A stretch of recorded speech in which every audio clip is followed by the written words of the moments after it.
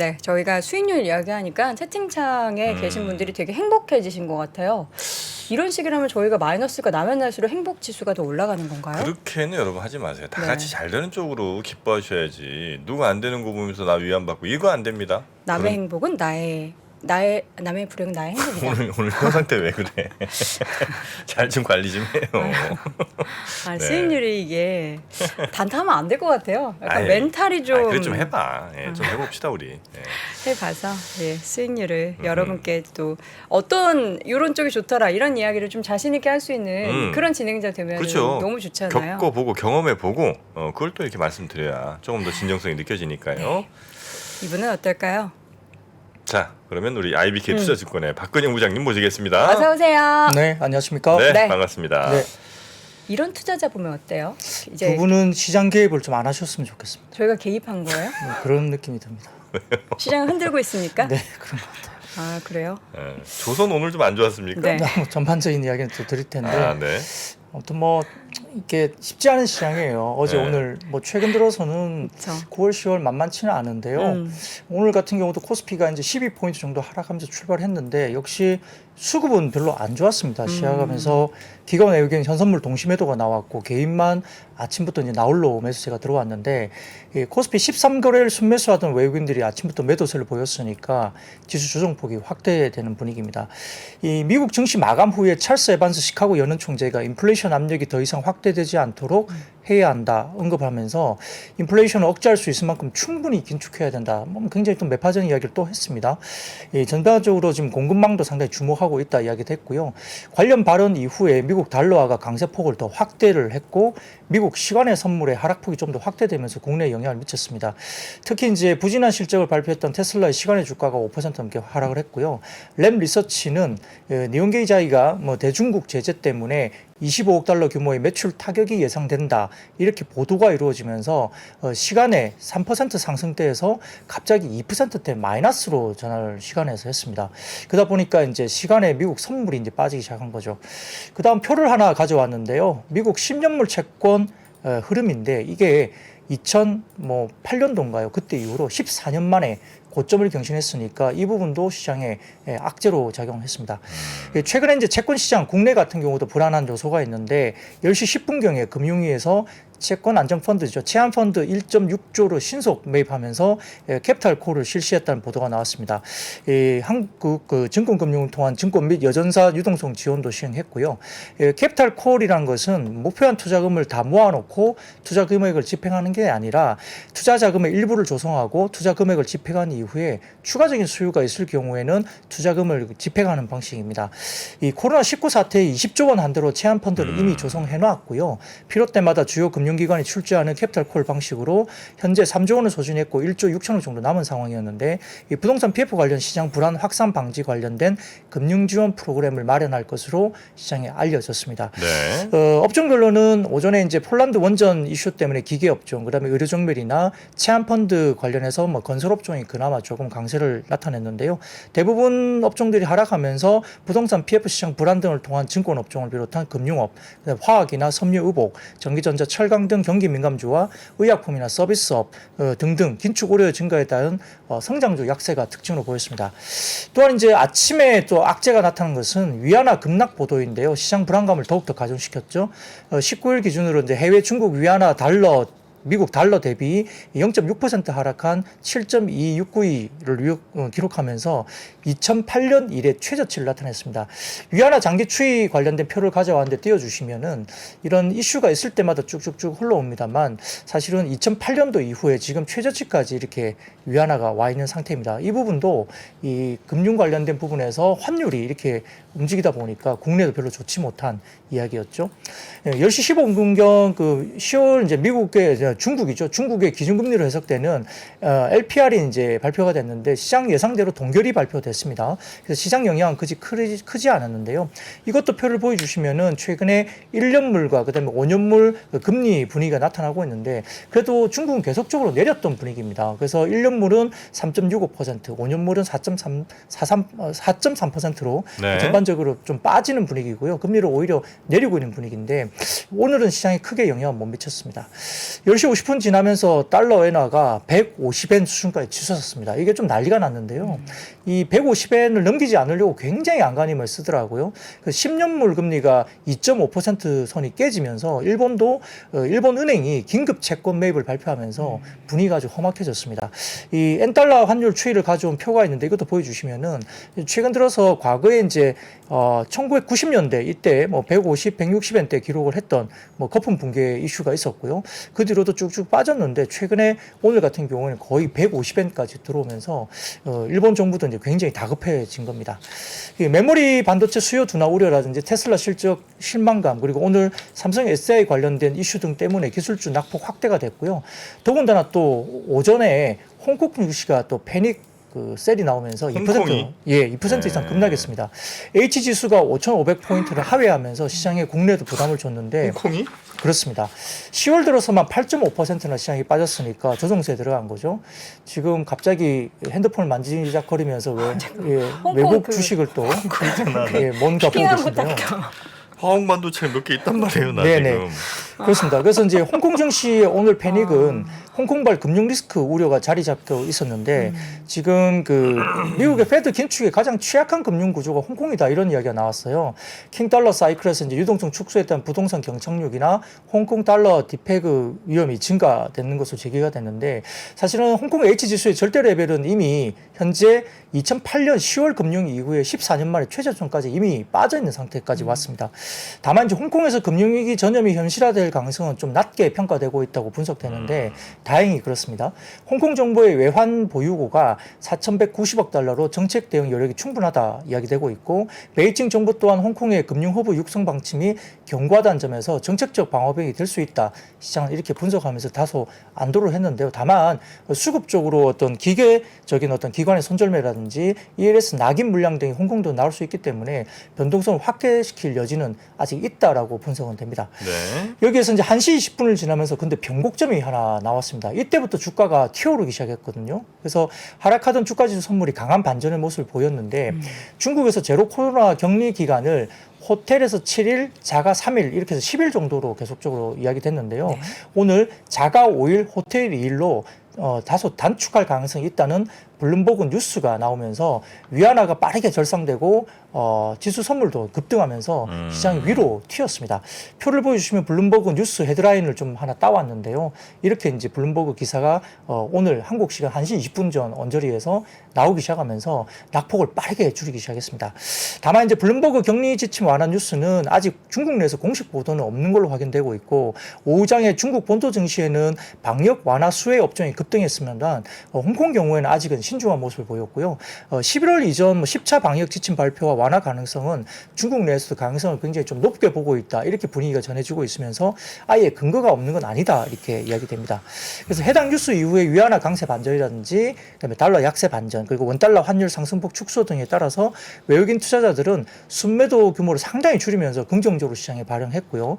연속 매수하던 외국인이 오전장 매도 때문에 전체적으로 좀 빠지던 시장이 종가 기준으로 봐서는 코스피 200 기준으로 봐서는 외국인들이 코스피는 200 기준으로 700억대 이상 순매수 전환했습니다. 그래서 화학, 금융, 전기전자, 기계 등 매도를 이루었지만 시장은 낙폭을 좀 줄였고요. 기관은 기계, 통신 정도를 제외한 대부분을 업종을 매도를 했던 하루였습니다. 네.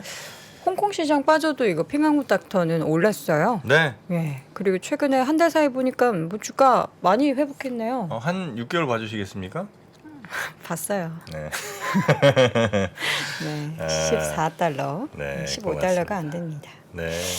자. 제가 그게 150달러까지 갔었거든요. 네. 네, 좋은 정보 감사드리고요. 자, 오늘 원전 관련된 종목들이 가장 좀 높게 올랐는데 좋은 소식이 하나 있었는데 이게 완전 확정된 소식은 아닌 거죠? 네, 그렇습니다. 뭐 지금 한국 수력 원자련이 폴란드 원자력 발전소 신축 사업을 수주할 것이다라는 보도가 나왔습니다. 원전 관련 기업들 주가 강세였는데 뭐 해외 언론에 따르면은 폴란드 전력공사, 현지 민간 에너지 기업 제팍이나 한수원이 신규 원전 신축 사업에 2주 내에 서명할 것으로 뉴스가 보도된 거죠. 이번 수주 계약은 한수원의 두 번째 폴란드 신축 계약에 해당할 수 있는데 뭐 방산 협력의 연장선이 된다고 보는 것 같습니다. 윤석열 정부의 뭐 탈원전 정책 폐기 시사에 힘을 얻고 있는 상황인데 해외에 이제 뭐 원전 수출 관련해서는 폴란드, 체코, 사우디 가시적 성과 가능성에 대한 기대감이 여전히 있는 상태이기 때문에 뭐 두산 에너빌리티, 한전기술, 한신기계, G2파워, BHI, 조강, IRI 이런 종목들이 오늘은 수급이 좀 쏠렸습니다. 네. 오늘 드론 관련 종목이 장 초반부터 많이 올랐는데 이게 드론으로 뭔가 배달을 엄청 지역별로 막 시험 삼아서 시작하고 있나 봐요. 근데 그렇죠. 뭐 네. 해외에도 뭐 이렇게 피자 배달이나 이런 것들도 뭐 많이 뭐 있는 걸로 이야기 알고 있습니다. 피자를요? 네, 드론으로. 오, 안 식나요? 이제 뭐 보온 장치를 뭐 좀 아, 이렇게 하겠죠 달아서? 뭐. 예. 네. 근데 이제 그 우리나라는 기본 주거 형태가 이제 아파트라든지 빌라 이런 공동주택이 좀 많아서 그렇다고 이제 드론이 창문 깨고 이렇게 들어오기 좀 애매하잖아요. 그래서 아마 그러니까 미국이나 이런 데는 그래도 대체로 주택이 이제 많으니까. 단독주택이 많으니까 그냥 뭐 정원 같은 데 떨어뜨리면 되는데 그러면 그게 좀 약간 차이가 있지 않나 싶어요. 예, 뭐 그렇긴 합니다. 네. 근데 이제 경기도 가평에서 주소 기반 드론 배송 서비스가 본격 상용화된다 이렇게 나왔으니까 아무튼 오늘은 그게 특징적으로 이제 드론 그쵸. 관련주가 움직일 수 있는 부분이고요.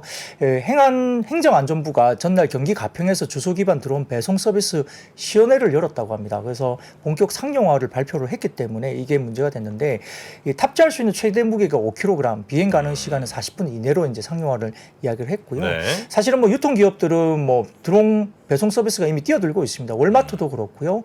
구글 계열사 윙과 손잡고 미국 텍사스주에서 이제 드론 배송 서비스를 이미 운영하고 있고 아마존도 이제 올해 말 미국 캘리포니아주의 세나칸 카운티에서 프라임 에어라는 서비스를 시작할 것으로 예정되어 있습니다. 그래서 해외 쪽에서는 아까 말씀드린 대로 이제 구조적으로 조금 그게 가능한 어떤 구조가 있는 것 같고요. 행안부가 이제 그동안 물류 취약 지역에 드론 배달점 272점을 설치하고 지방자치단체와 기업과 함께 주소 기반 드론 배송 서비스를 시범 운영했고요. 드론 배달점 주소가 이제 건물의 출입구를 안내하는 일반적인 도로명 주소와 다르게 드론이 착륙하기 적합한 장소를 안내한다고 알려져 있습니다. 그래서 이제 뭐 가평과 함께 공공분야 드론 배달 서비스를 뭐 강원 영월에 연말까지 드론 배달점 40점을 추가 설치하겠다 이렇게 확대할 것으로 계획되고 있으니까 실제 움직이는 건 맞습니다. 사업 네. 자체가. 그리고 서울시도 드론 자율 비행을 위한 드론 경로를 만드는 작업을 시작했다라고 오늘 추가로 발표가 됐는데 그래서 이제 클로버 스튜디오와 업무 계약을 맺고 S맵 그러니까 서울시 전역을 3차원 가상현실로 구현한 지도를 기반으로 해서 드론 통합 모니터링 시스템을 구축할 것으로 알려졌다. 네. 이렇게 발표가 되니까 뭐 하이즈항공, 네온테크, 베셀, 제이시언 시스템, 퍼스텍 이런 드론 관련주들이 오늘 주목을 받았습니다. 네. 자, 전기차 관련된 종목은 뭐 테슬라 영향으로 사실 장 초반에는 좀 버티는 싶었는데 한 9시 반 넘어서 10시 되니까 그때부터 배터리주들이 쭉쭉 밀리더라고요. 네, 뭐 테슬라가 이제 시간에서 6% 넘게 빠졌었고요. 그래서 지금 3분기 차량 인도 실적이 34만 4천 대, 이게 시장 예상치가 37만 1천 대였으니까 이게 하회된 거가 이제 약간 부정적인 모습이었고요. 이 강달러나 전기차 생산과 배송의 병목 현상이나 원자재, 물류 비용이 굉장히 높게 형성됐기 때문에 매출에 영향을 줬다 이렇게 발표됐습니다. 근데 그것도 그거지만 일론 머스크의 트위터 인수 관련된 이슈가 또 남아 있지 않습니까? 그래서 10월 28일까지 인수를 해야 되는데 만약에 추가적으로 테슬라 지분을 매도해서 조달을 자금을 한다. 이렇게 만약에 결정되면 추가적으로 약 3% 정도의 지분을 팔아야 되는 걸로 분석이 됩니다. 그러니까 테슬라 관련해서는 좀 좋지 않은 분위기죠. 최근 이제 독일의 베들린과 이제 미국의 텍사스 공장 그리고 4680 배터리 생산이 원재료 비용이 굉장히 오르면서 수익성이 또 좀 악화된 게 아니냐 이렇게 분석도 되는 것 같고 테슬라 텍사스 공장은 곧 이제 주당 2,000대 정도를 생산할 걸로 보이니까 그래서 꽤 많이 램프업이 되고 있습니다. 그래서 4분기 북미에 FSD 베타 서비스를 제공할 걸로 확대되고 있고 일각에서는 뭐 수요 둔화 가능성이 또 제기되고 있습니다. 왜냐하면 경기가 좀 안 좋아지면 뭐 자동차나 이런 신차를 과연 또 그만큼 사겠냐 이렇게 보고는 있지만 일론 머스크는 뭐 4분기 수요가 굉장히 강할 거다 뭘 강조를 했기 때문에 확인은 좀 필요할 것 같습니다. 그래서 이 테슬라 관련된 뭐 종목으로 언급이 되고 있는 LLF 같은 경우도 오늘 좀 많이 빠졌는데요. 다만 표를 하나 가져왔는데 이게 또 중요한 이슈가 좀 될 것 같습니다. 테슬라가 이제 텍사스 쪽에 리튬 정제 시설 투자를 했다는 게 이렇게 확인이 되고 있는 공문인데요. 이게 뭐냐면 테슬라가 제출한 롭스타운 독립교육지구에 제출됐던 수소나 리튬 정제시설 투자 관련된 인센티브 신청서라고 해서 이게 공문입니다. 이게 이제 공개가 됐거든요, 미국에서. 그래서 이제 테슬라가 리튬 정제시설 투자를 굉장히 강하게 하고 있는 걸로 알려지기 때문에 국내에도 투자 관련된 하나의 어떤 뭐 지표가 될 수 있다고 해서 이제 제가 갖고 와봤고요.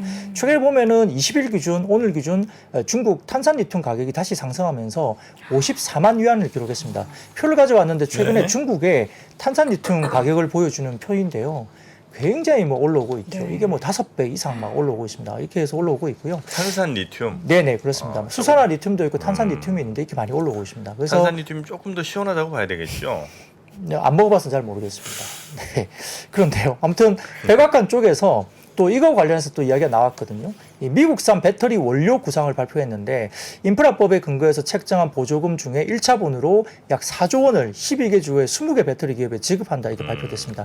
표를 가져왔는데 아주 광범위하게 이렇게 지원되는 기업들이 분포되어 있습니다. 표를 하나 띄워주시면 이렇게 20개 정도의 관련된 배터리 기업들이 이제 이야기되는데요. 기업들의 자체 투자를 포함한 90억 달러를 리튬, 흑연, 니켈, 전해질, 산화규소 등의 전기차 배터리 원료 개발 생산에 투입할 것으로 알려졌고요.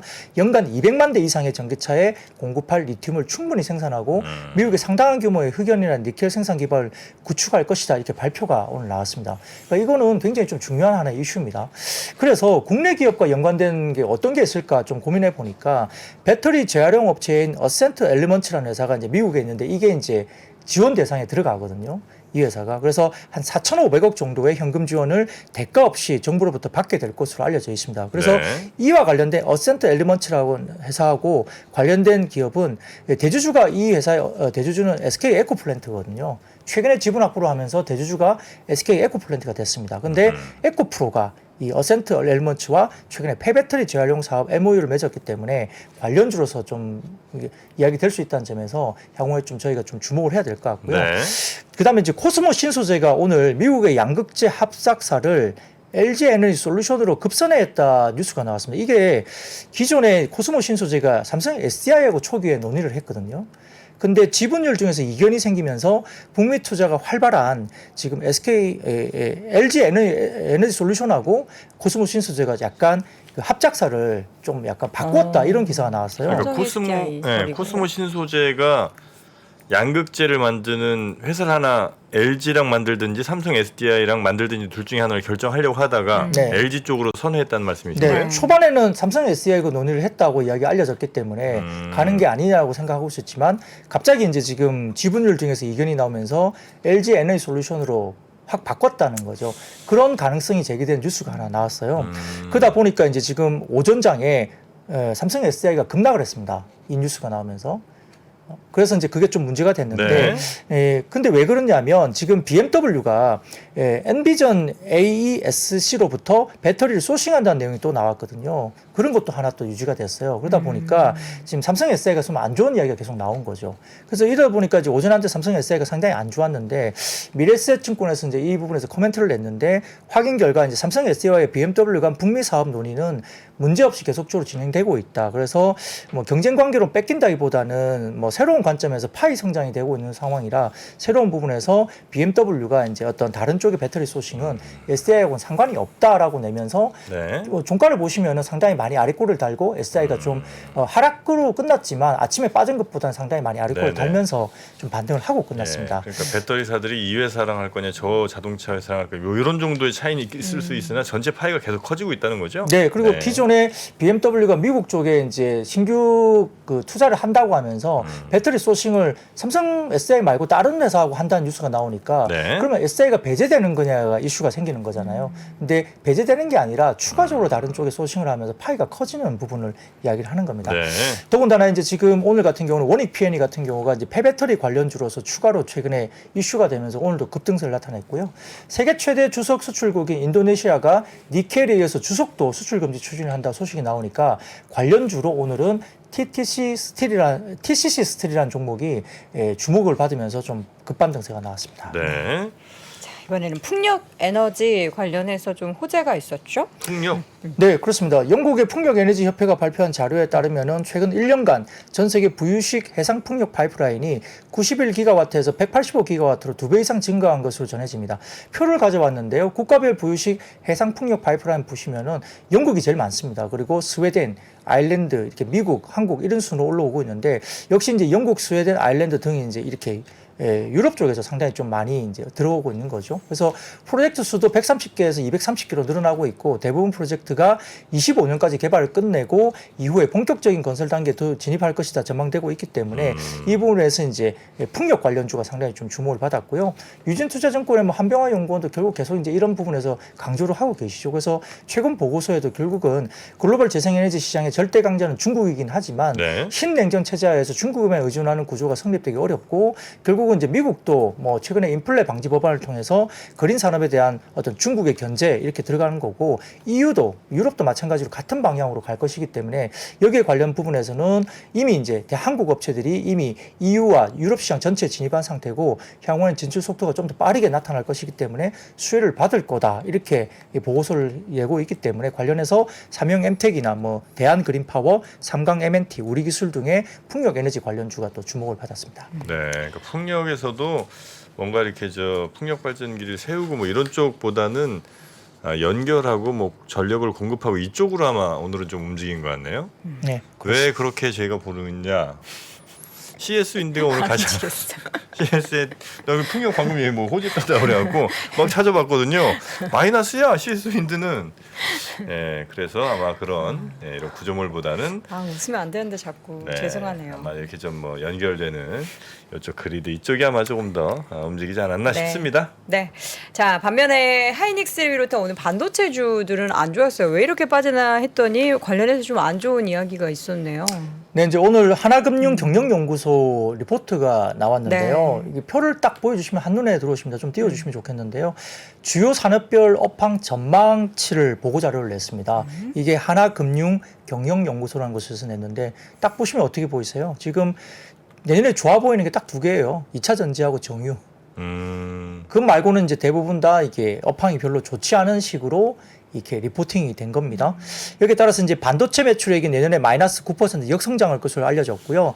내년에 경기 둔화로 인한 뭐 전방 수요인 TV나 컴퓨터 등의 소비가 위축될 것으로 우려되기 때문에 메모리 반도체 등의 판매 가격이나 이런 부분들이 추가 하락이 불가피하다. 그리고 글로벌 반도체 업체 간 경쟁 심화 때문에 차세대 생산 설비 투자가 확대되면서 공급 과잉 장기화가 우려되고 있다. 그리고 치포 동맹 등 지정학적 요인 때문에 대중 반도체 수출 또는 중국 내 생산에 차질이 발생할 가능성이 상존한다. 이렇게 연구소에서 리포팅을 냈기 때문에 관련된 반도체 관련주도 이제 여기에 영향을 받으면서 좋지 않았고 대신증권에서 또 SK 하이닉스 하반기 생산 수요가 초조가 되면서 연말 기준 재고가 역사적으로 높은 수준에 이를 거다. 대신증권에서 리포트가 나왔습니다. 그래서 연말 재고는 하이닉스 기준 D램은 12주, 그다음에 낸드는 9주로 예상하면서 이게 역사상 재고 수준으로 봐서는 최고 수준까지 오른다.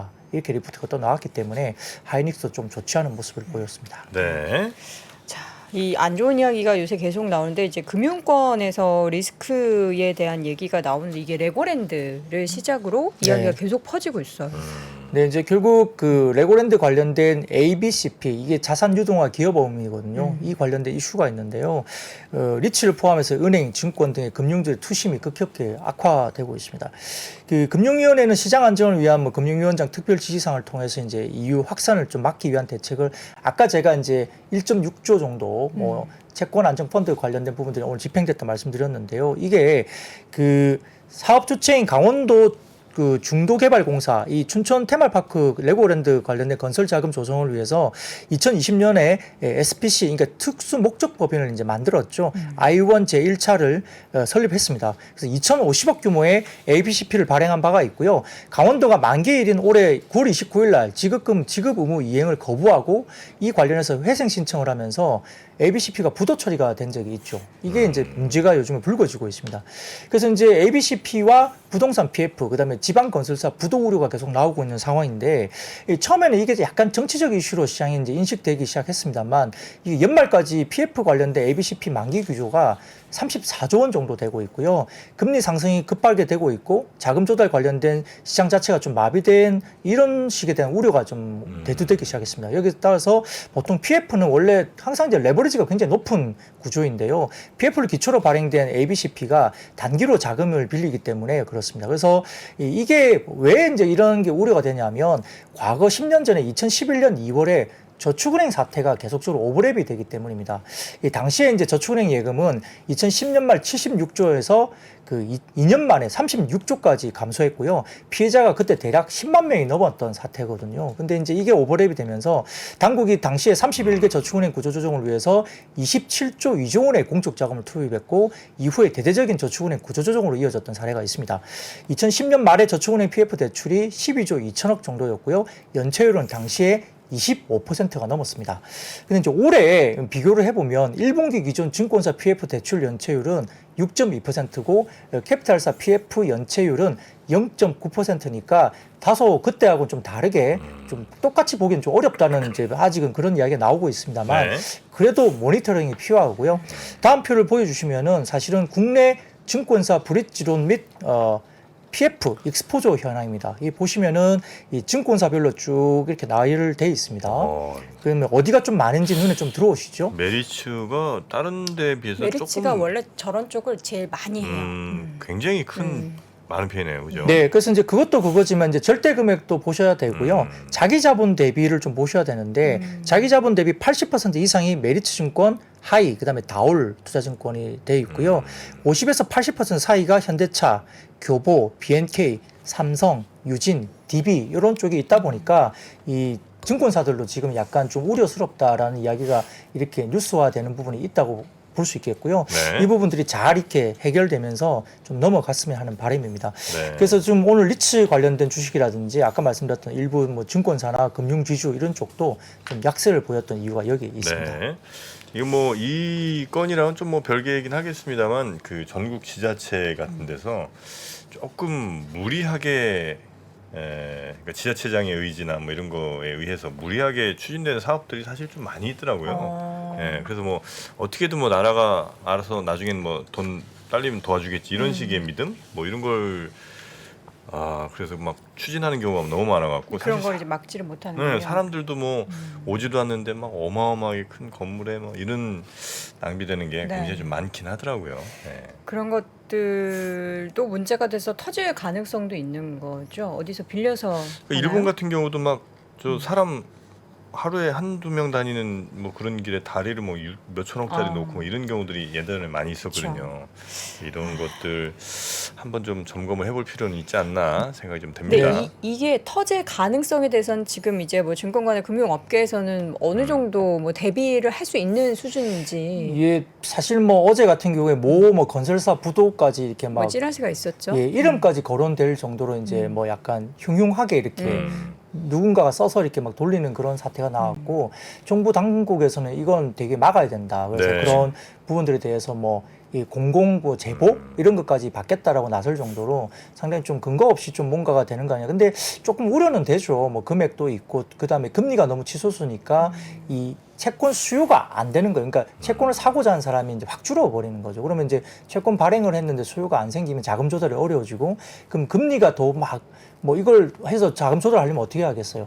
점점 더 좋은 채권인데도 금리를 높게 줘야 되겠죠. 그러면 이제 더욱 더 이제 악순환이 될 수 있는 상황이고 네. 또 일부 이제 뭐 등급이 신용 등급이 안 좋은 회사들은 자금을 조달하기가 쉽지 않아지는 상황이 생길 수도 있는 거잖아요. 네. 그런 우려가 있으니까 좀 그런 건데 뭐 정부가 잘 이걸 갖다 대처를 하기 시작했고 아까 펀드 운용하면서 이 채권과 관련된 어떤 펀드를 또 어떤 오늘 오전에 발동을 했으니까 이 시장에 대해서 알고 있고 뭔가를 좀 대책을 마련하지 않을까 네. 사실 기대는 하고 있습니다.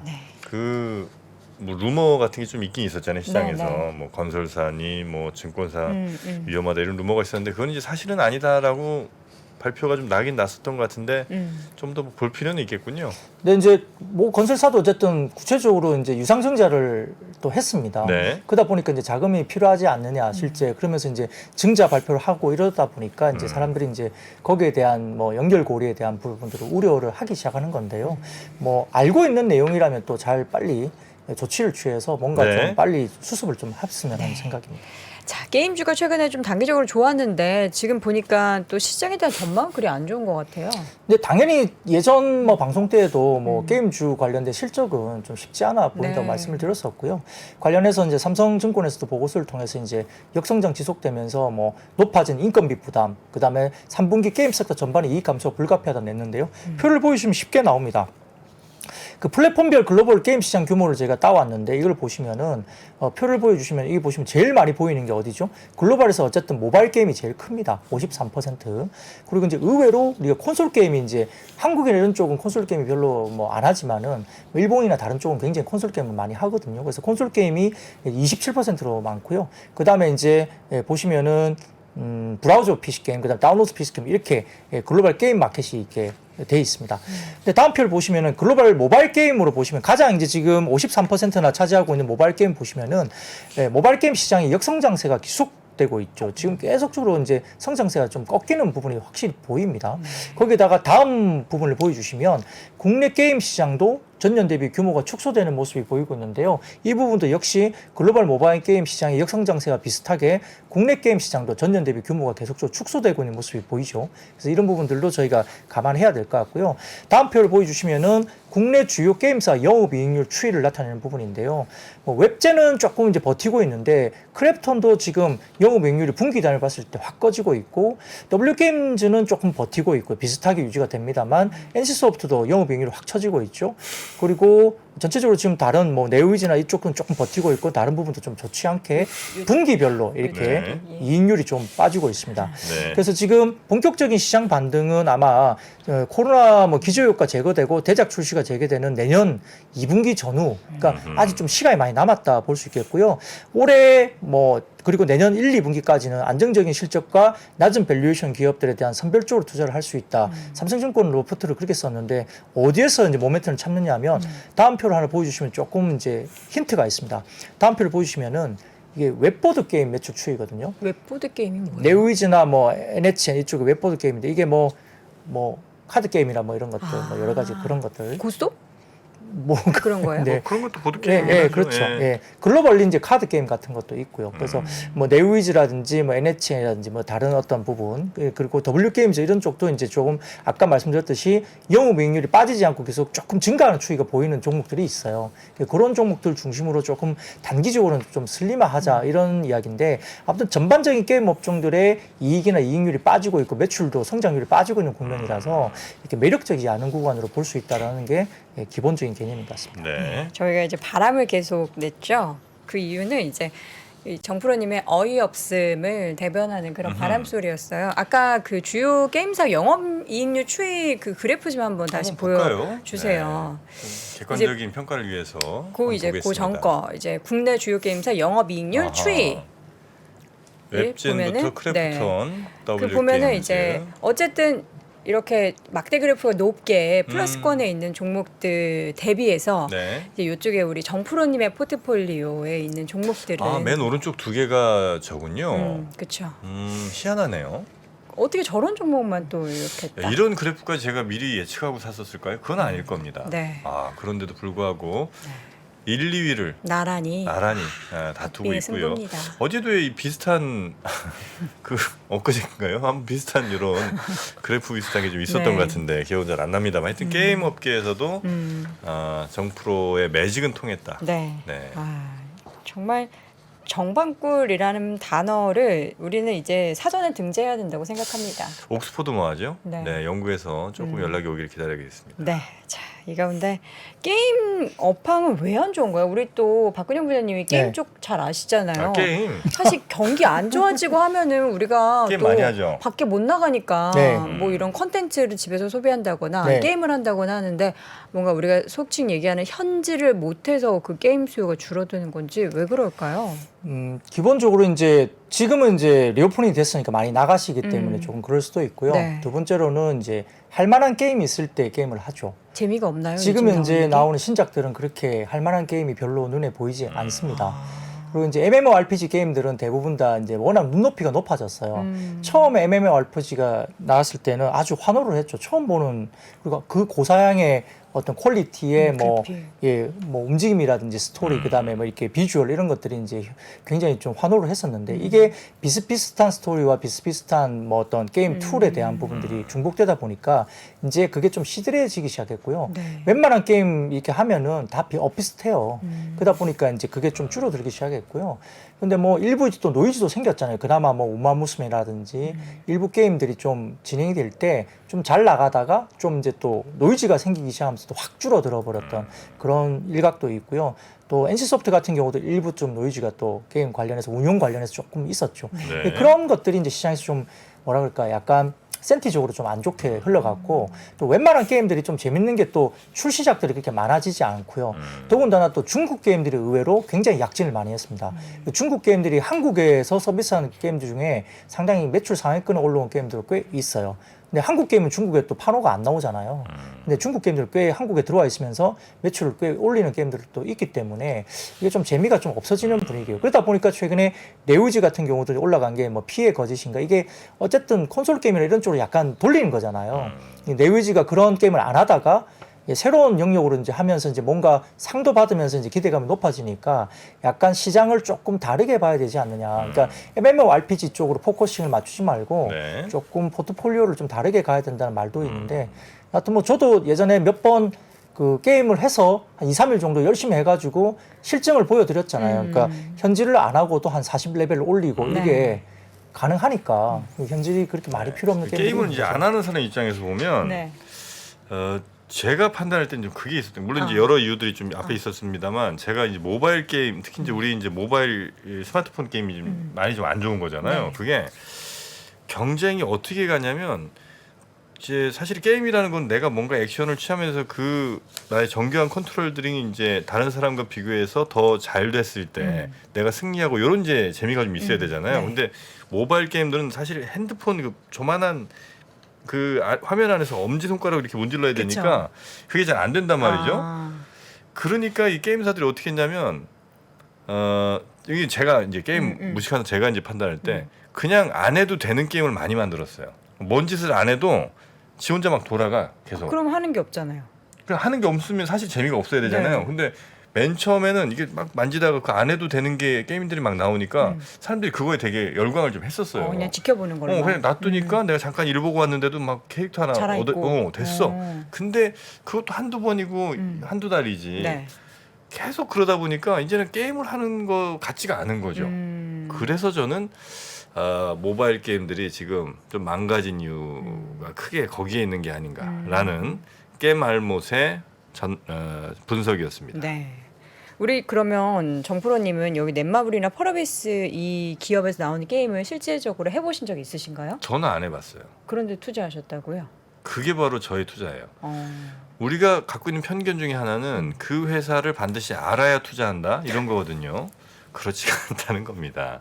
제가 지금까지 투자했던 회사들 저와 연관된 제가 소비했던 그런 종목이 거의 제가 언제 조선 사봤어요? 배 사봤나요 제가? 한국 조선해양 샀잖아요 저는.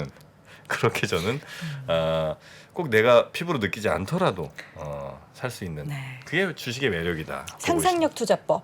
네, 아주 좋죠. 상상력 메타버스죠 투자법. 이게. 예.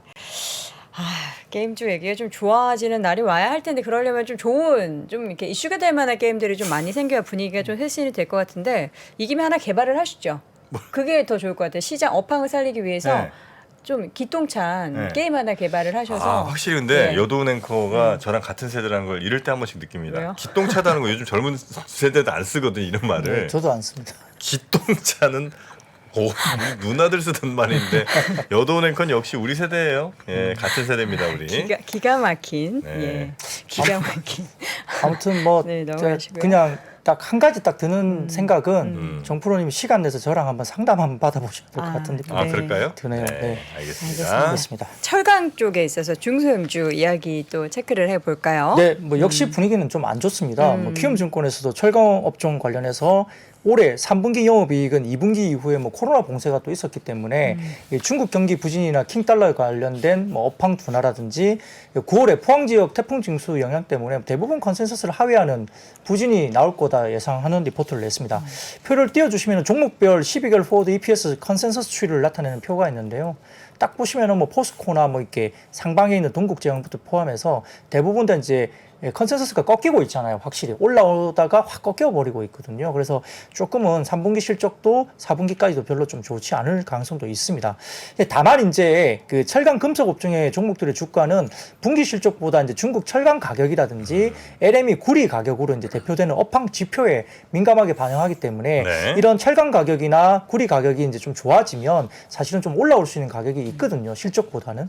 근데 다음 표를 보여주시면 중국의 철강 가격과 LME 구리 가격을 보여주는 표인데요. 이 두 개가 굉장히 동행을 합니다. 근데 이 두 개의 지표도 보시면은 하방으로 확 꺾이고 있죠. 그렇기 때문에 상당히 좀 만만치 않고요. 1분기에 양호했던 철강 금속 업황이 2분기 이후에 중국의 경기 둔화 우려나 강달러로 인해서 압박을 받았고 업황이 돌아서기 위해서는 뭐 달러 강세 진정이라든지 중국의 경기 회복 기대감이 부각이 돼야만이 이게 돌아설 걸로 보이기 때문에 이 두 가지 지표만 놓고 보더라도 지금은 썩 좋지 못한 분위기입니다. 그래서 그런 부분에서 조금 부정적으로 이야기가 됐기 때문에 이 중소형 뭐 관련된 철강 관련 업종도 별로 좋지 못했습니다. 자, 마지막으로 통신업종 데이터 센터 관련한 이야기 계속 나오고 있는 거죠? 네, 이제 이번에 카카오 사태 때문에 이제 데이터 센터 관련된 이야기가 나왔는데요. 특히 오늘은 SK텔레콤이 그래도 좀 많이 올랐습니다. CNC 데이터 센터 화재에 대한 오해 때문에 하락한 후에 다음날 반등이 줬던 날이 있었고요. 최근에 이제 마케팅 과열 우려 때문에 하락하고 역시 그거에 대한 오해가 풀리면서 오늘도 반등세를 줬습니다.